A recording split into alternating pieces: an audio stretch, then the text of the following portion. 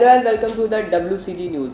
आज talk with caller के इस एपिसोड में हम मौजूद हैं एक ऐसी शख्सियत के साथ जिन्होंने 2017 के उत्तर प्रदेश विधानसभा चुनावों में रिकॉर्ड तोड़ अंतर से जीत दर्ज की थी। जी हाँ, इन्होंने उत्तर प्रदेश के सबसे चर्चित विधायक राजा भैया के 88,255 वोटों के रिकॉर्ड को तोड़ते हुए करीब 1.5 लाख वोटों से जीत दर्ज की थी। जी हाँ, आज हम मौजूद हैं साहिबाबाद से बीजेपी विधायक सुनील कुमार शर्मा जी के साथ।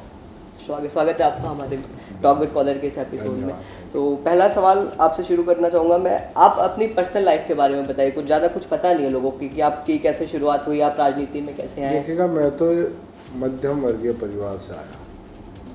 मेरे परिवार में कभी किसी ने राजनीति नहीं करी और हम बहुत पैसे वाले परिवार से भी नहीं। मेरे पिताजी तो अध्यापक थे, बाद में प्रिंसिपल हुए हो एक इंटर स्कूल पे। छोटी सी ज़मीन थी गांव में, 10 बीघा ज़मीन थी। तो बिल्कुल मध्यम वर्गीय परिवार से हूँ और ग्रेजुएशन तक की जो एजुकेशन है वो भी मैंने गांव से प्राप्त की। पोस्ट ग्रेजुएशन मैंने गाजियाबाद से किया। सामान्य रूप से पूरा परिवार, पिताजी संघ से जुड़े रहे, मैं भी संघ का कार्यकर्ता था, RSS। उस नाते से बजरंग दल का संयोजक था जब राम जन्मभूमि आंदोलन हुआ 1986। नहीं, वो बाबरी मस्जिद विध्वंस की बात कर रहा था मैं। ठीक है, 1986 तो बहुत बाद में आया। अच्छा। पहले श्री राम जानकी रथ यात्रा आई, फिर श्री राम ज्योति आई, फिर सत्याग्रह आया, फिर 1990 में कार सेवा आई। जी।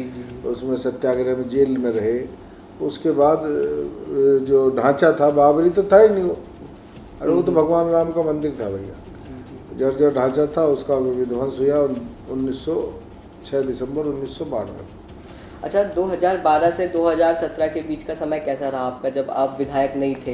देखिएगा, मैं 2007 से 2012 तक जैसा था वैसा ही 2012 से 2017 तक था जी। और वैसा ही 2017 से 2024 तक। मैंने सत्ता को या पद को कभी अपने ऊपर नहीं बैठाया कि मैं उसका बोझ ढोऊं। मैं तो ये मानता हूँ कि जनता ने मुझे चुना है, इसमें मेरा कुछ नहीं है। तो मुझे काम करने में, जब मैं विधायक था तब कोई दिक्कत नहीं थी, जब नहीं था तब कोई दिक्कत नहीं थी, अब हूँ तो अब कोई दिक्कत नहीं। अच्छा, तो 2017 में जब आपने रिकॉर्ड अंतर से जीत दर्ज की तो आपको कैसा महसूस हुआ कि मोदी जी का मैजिक चल गया या आपकी सालों की मेहनत रंग लाई? 2012 देखिएगा, कार्यकर्ता की मेहनत अपनी जगह होती है जी, लेकिन इतने रिकॉर्ड मतों से जो जीते थे या 325 सीटें जो आई थी, वो केवल और केवल भारतीय जनता पार्टी और माननीय नरेंद्र मोदी जी के नेतृत्व के कारण जी। अच्छा, भाजपा में आपको बुराइयां क्या नजर आती है? अच्छा, या तो बेशक नजर बुराई आती होंगी, आप इतने सालों से अगर बुराई नजर आती तो मैं भाजपा में रहता क्यों? एक भी बुराई नहीं नजर आती? भारतीय जनता पार्टी एक विचार है जी। एकमात्र दल ऐसा है जो किसी वंश या परिवार का दल नहीं है। हिंदुस्तान की तमाम राजनीतिक पार्टियां किसी न किसी परिवार की पार्टी होने के कारण उनकी निष्ठा और उनका जो समर्पण है वो परिवार के लिए है, देश के लिए नहीं है। इसलिए घोटाले करते हैं, इसलिए भ्रष्टाचार करते हैं, इसलिए जातिवाद करते हैं। और भारतीय जनता पार्टी परिवार की पार्टी नहीं है, ये विचार की पार्टी है। विचार है राष्ट्रवाद। तो यहाँ का कार्यकर्ता हो, नेता हो, सब राष्ट्रवाद को समर्पित है। नहीं, जैसे मैं एक आम आदमी पार्टी के विधायक का इंटरव्यू लेने गया था, यही सवाल मैंने उनसे भी पूछा कि आपको आपकी पार्टी में बुराइयां क्या नज़र आती है? उन्होंने कहा हमारी पार्टी में कोई झूठ नहीं बोलता, यही हमें बुराई नज़र आती है। तो आपको ऐसा नहीं लगता कि आपकी पार्टी में जो विधायक ये कह रहे थे वही सबसे बड़ा झूठ बोल रहे हैं? अच्छा। क्योंकि आम आदमी पार्टी की पहचान ही झूठ बोलना। अच्छा, तो यूपी में अगर आपको सबसे बड़े झूठे कहीं ढूंढने हो तो आम आदमी में चले जाओ। अच्छा, ठीक है। तो आपको आपकी पार्टी में फिलहाल कोई बुराइयां नहीं नजर आती?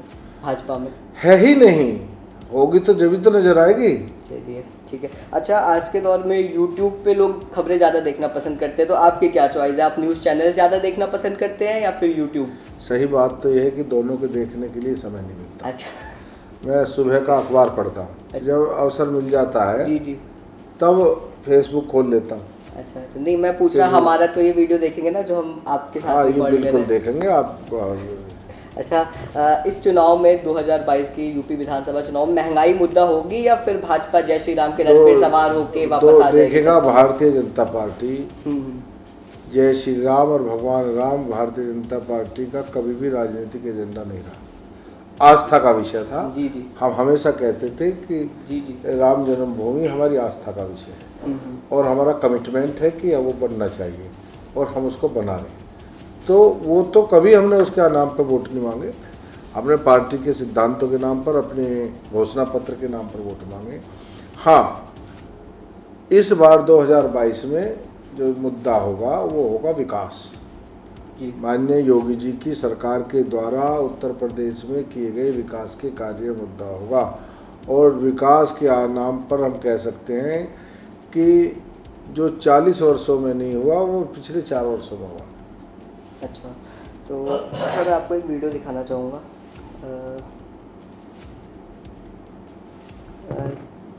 ये शायद आप इनको पहचानते होंगे, अनुराग भदौरिया जी हैं।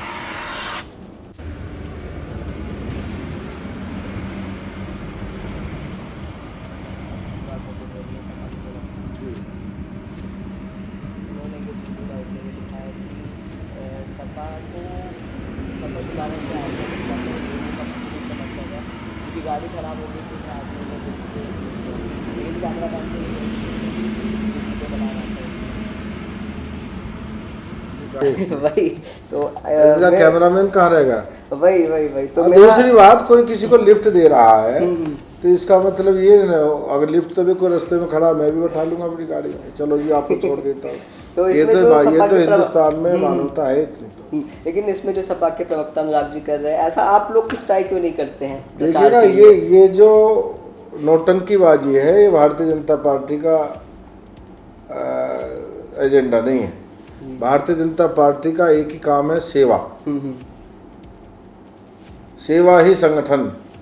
हमारे प्रदेश महामंत्री आदरणीय सुनील बंसल जी ने, राष्ट्रीय अध्यक्ष नड्डा जी ने और हमारे पदाधिकारियों ने एक ही पाठ पढ़ाने की, सेवा ही संगठन।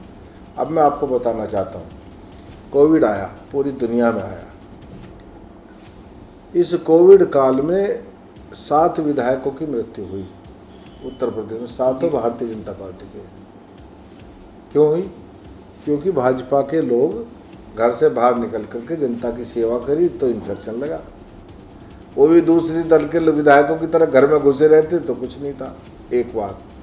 नंबर 2, आप चले जाइएगा पूरे प्रदेश में कहीं भी, वैक्सीनेशन का कार्यक्रम चल रहा है और वैक्सीनेशन का कार्यक्रम उस वक्त से चल रहा है जब दूसरी लहर थी और लोग घबराए हुए थे बहुत ज़्यादा। उस लहर से लेकर के आज तक प्रत्येक वैक्सीनेशन सेंटर पर हेल्पिंग डेस्क लगा करके केवल और केवल भाजपा का कार्यकर्ता बैठा, जो लगाने वाले स्टाफ की भी मदद कर रहा है और आने वाले लोगों की भी मदद कर रहा, उनका रजिस्ट्रेशन करा रहा है सरकार। ये काम, सेवा का काम केवल भाजपा कर रही है। मैं पूछना चाहता हूँ कि ये जो ड्रामेबाजी कर रहे हैं ये वहाँ क्यों नहीं जाते भाई? इन्हें किसी ने मना किया क्या? विपक्षियों का तो कहना था कि जब ये कोरोना काल चल रहा था तो सरकार और सरकार के नुमाइंदे गायब थे बिल्कुल विपक्ष का कोरोना काल में। नहीं, उनको वो तो ठीक कह रहे हैं, अपना नहीं बताया, लेकिन आप इल्जाम लगा के गए हैं। उनका ये कहना इसलिए है कि वो तो अंदर कमरे में बंद थे, उन्हें क्या पता बाहर कौन है जी। उन्हें बेचारों को क्या पता बाहर कौन है? वो तो दरवाजा बंद करके चटकनी लगाकर अंदर एसी में बैठे हुए थे जी। अच्छा, विपक्षियों का ये भी कहना है कि यूपी में ओवैसी के आने से भाजपा को भरपूर फायदा होगा, क्योंकि ओवैसी मुसलमान करेंगे और भाजपा को अपना प्रोपेगेंडा चलाने का मौका मिलेगा। देखेगा उत्तर प्रदेश में सपा बसपा कांग्रेस सबने इकट्ठा होकर के देख लिया, सारे इकट्ठा होकर के भाजपा को नहीं रोक पाए। तो ओवैसी आए जाए, ओवैसी के आने से नुकसान नहीं, आपको फायदा होगा, क्योंकि वो मुसलमान करेंगे और फिर आप अपना प्रोपेगेंडा। हमारे लिए ओवैसी कोई इशू ही नहीं है। अच्छा, हम तो ये कहते ओवैसी भी उनके साथ मिल जाओ, लेकिन फिर तो आपको और अच्छा मौका मिल जाएगा। नहीं, ओवैसी भी मिल जाओ, सपा भी मिल जाओ, बसपा भी मिल जाओ, कांग्रेस, सारे दल इकट्ठे होकर के आ जाओ, जैसे 2019 में आए जैसे 2019 में आए थे। भारतीय जनता पार्टी फिर भी 325 सीट से ज्यादा लेकर के आएगी। अच्छा, इस बार कितनी सीटें लेके आएंगे उत्तर प्रदेश में? 403 में से बीजेपी, जैसे अखिलेश यादव घूम घूम के कह रहे हैं कि वो 400 सीटें ले आ रहे हैं इस बार के चुनाव में। अखिलेश जी उत्तर प्रदेश के मुख्यमंत्री रहे हैं उनसे उम्मीद की जाती है कि वो गंभीर बात करें। जी समझिए, इस प्रकार की गैर गंभीर बात वो करते हैं तो मीडिया भी और बच्चे भी हंसते हैं। जी। तो उस उत्तर अच्छा, तो प्रदेश आपकी में कितनी इस सीटें आ रही बार है? हाँ। 350 से 350 के बीच भारतीय जनता पार्टी अलायंस की सीटें आएंगी। अच्छा, ठीक है। क्या इस यूपी चुनाव में विपक्ष एंटी इनकम्बेंसी का माहौल बना पाने में सफल हो रहा है पूरे उस उत्तर प्रदेश में? आपको कहीं लग रहा है? नहीं, मेरे लगने से क्या होता है, नहीं, आपको कुछ नहीं, महसूस मैं हो कह रहा हूँ, है आप तो कि मीडिया के आपको- लोग हैं, आप जरा पब्लिक में चले जाइए और मोदी और योगी का नाम ले दीजिएगा, ठीक है ना, और अखिलेश यादव का नाम ले दीजिएगा, जनता बता देगी।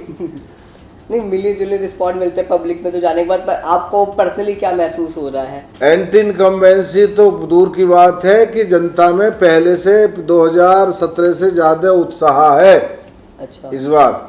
अच्छा, रोजगार को लेकर, महंगाई को लेकर, कोरोना में हुई अव्यवस्था को लेकर जनता में कोई रोष नहीं है? सब कोरोना नहीं, ऐसा कुछ नहीं है, कोई ना व्यवस्था हुई है। कोरोना काल में उत्तर प्रदेश में सबसे अधिक व्यवस्थित मैनेजमेंट रहा है।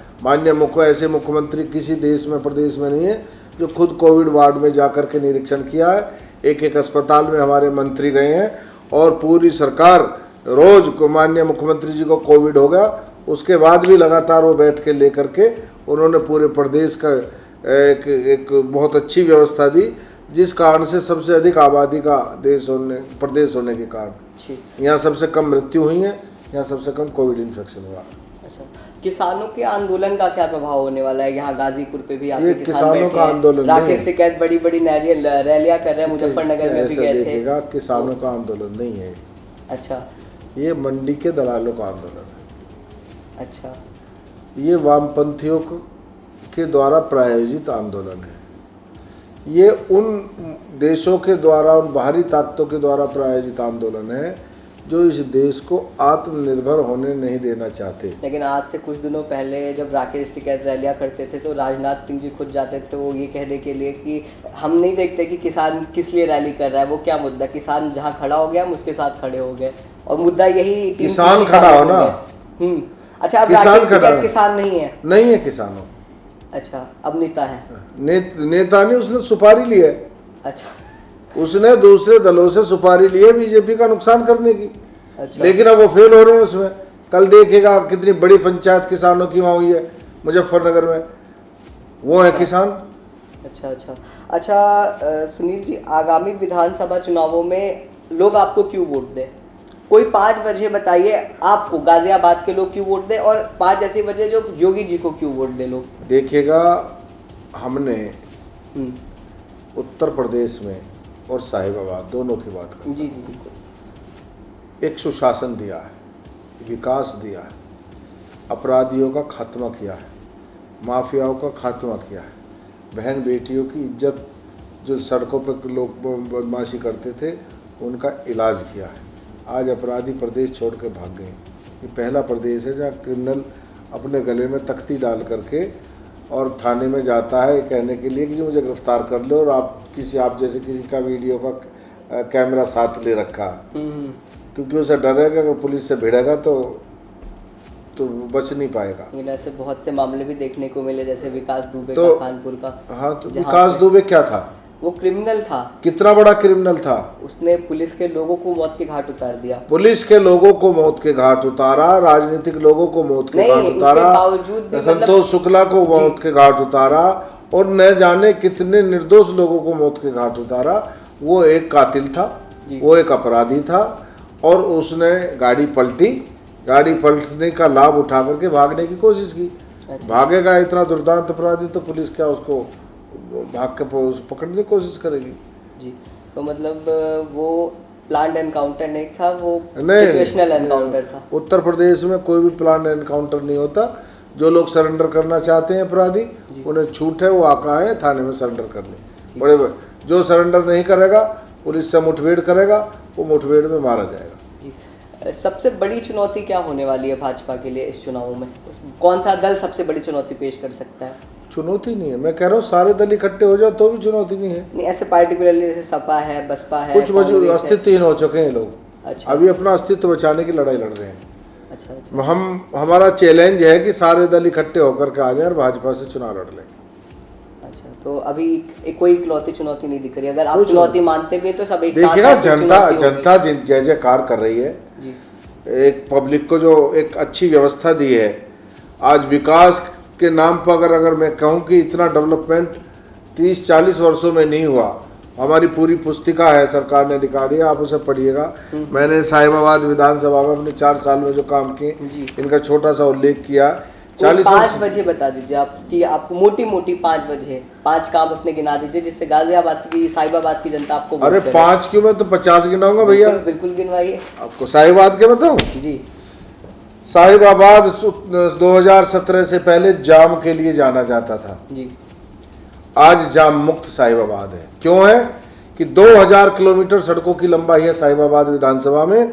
90% सड़कें हमने गड्ढा मुक्त कर दी, उनका नवीनीकरण कर दिया, सुदृढ़ीकरण कर दिया, चौड़ीकरण कर दिया, जहां जिसकी आवश्यकता थी वहां किया। 2000 किलोमीटर सड़कों का हमने इस प्रकार निर्माण किया है, नंबर 1। जी नंबर 2, 5 फ्लाईओवर साहिबाबाद विधानसभा में हमने बनवाए, जी 3 अंडरपास हमने बनवाए, एक सुगमता दी है, तो उसके कारण से तमाम रास्ते खुल गए। साहिबाबाद विधानसभा इकलौती विधानसभा होगी जिसमें मेट्रो भी है, जी जिसमें एयरपोर्ट भी है। इंडियन एयरपोर्ट हमारा नया बना है ना, अच्छा इंडियन हवाई अड्डा, वो नहीं कह रहा मैं, जो एयरफोर्स वाला, अच्छा अच्छा जो हमारा उड़ान योजना के अंतर्गत बना है, जिसका मोदी जी ने उद्घाटन किया। अच्छा अच्छा तो हमारे यहाँ मेट्रो भी है, जी हमारे यहाँ एयरपोर्ट भी है, जी हमारे यहाँ रैपिड रेल भी है, जी तैयार हो रही है। यातायात के तमाम साधन हैं। एलिवेटेड रोड हमारी विधानसभा में हमने बनाई, पिछली विधान सरकार ने उसको टेंडर करे, भग गए, एनओसी तक नहीं लिए, वो पूरा तो काम आपने complete भगा है। दिया 2017 में। नहीं कंप्लीट नहीं, वो कुछ था ही नहीं उनका, हमने किया। कैलाश मानसरोवर भवन हिंदुस्तान का पहला भवन है, मेरी विधानसभा में बना। जहां हमको सीवर की ज़रूरत थी, हमने नंदग्राम में, हमने सिहानी में, हमने नूर नगर में, सिद्दीक नगर में, उस तमाम क्षेत्र में सीवर डलवाए। हमने इंदिरापुरम में सीवर डलवाए। 5000 के आसपास मेरी विधानसभा में पार्क हैं। 90% पार्कों का सौंदर्यीकरण हो चुका है, जो बच गए हैं उनका अब हम कर रहे हैं। एक भी पार्क हमारा नहीं बचेगा। मेरी विधानसभा में 53 सरकारी प्राइमरी स्कूल हैं। प्रत्येक प्राइमरी स्कूल में बच्चा डेस्क और मेरे बेंच पर बैठ करके पढ़ता है, कोई बच्चा ज़मीन में नहीं पढ़ता। हमने सब बच्चों को डेस्क और बेंच प्रोवाइड कराई। कोई क्षेत्र मेरे यहाँ 23 नगरीय प्राथमिक स्वास्थ्य केंद्र हैं, सब सुचारू रूप से चल रहे हैं, जो ठप पड़े थे पिछली सरकार में। सब पे डॉक्टर है, सब पे एएनएम है, सब में 4-4 बेड है, वहाँ डिलीवरी तक होती है, वहाँ ब्लड टेस्टिंग तक होते हैं। अगर बड़ी आवश्यकता होती है तो हॉस्पिटल भेजते हैं। मैंने हर एक में ऑक्सीजन कंसंट्रेटर दिए हैं, 4-4 व्यक्तियों को वहाँ भर्ती किया जा सकता है। आपके कामों के आप और इतनी लंबी लिस्ट है कि मैं बताना शुरू करूँगा तो बहुत लंबा समय बढ़ जाएगा, तो आप मुझे टाइम दीजिए। फिलहाल अगला सवाल ये था कि आप शायद इसी साल मार्च में विधानसभा में आपने एक प्रस्ताव रखा था कि गाजियाबाद को गजप्रस्थ बनाने का। जी। वो प्रस्ताव कहाँ तक पहुंचा और जगहों के नाम बदलने से लोगों का क्या विकास होता है? नहीं, नाम नहीं हम बदल रहे हैं। और देखिएगा, आखिरकार बम्बई को मुंबई किया गया, तब तो भी सवाल पूछा। कलकत्ता को कोलकाता किया गया, क्यों सवाल नहीं पूछा।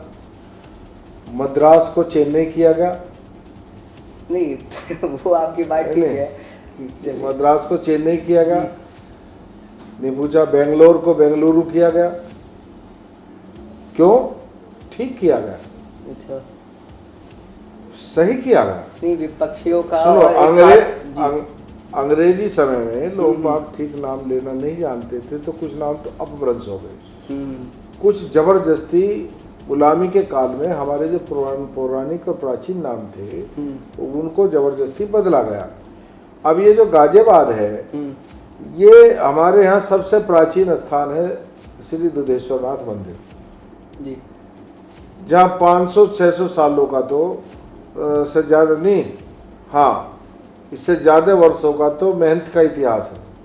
अभी जो महंत है 25वें महंत है, जब ये मंदिर का प्राकट्य हुआ था, जब यहाँ शिवलिंग पाए गए थे, तब से यहाँ पूजा पाठ चल रही है।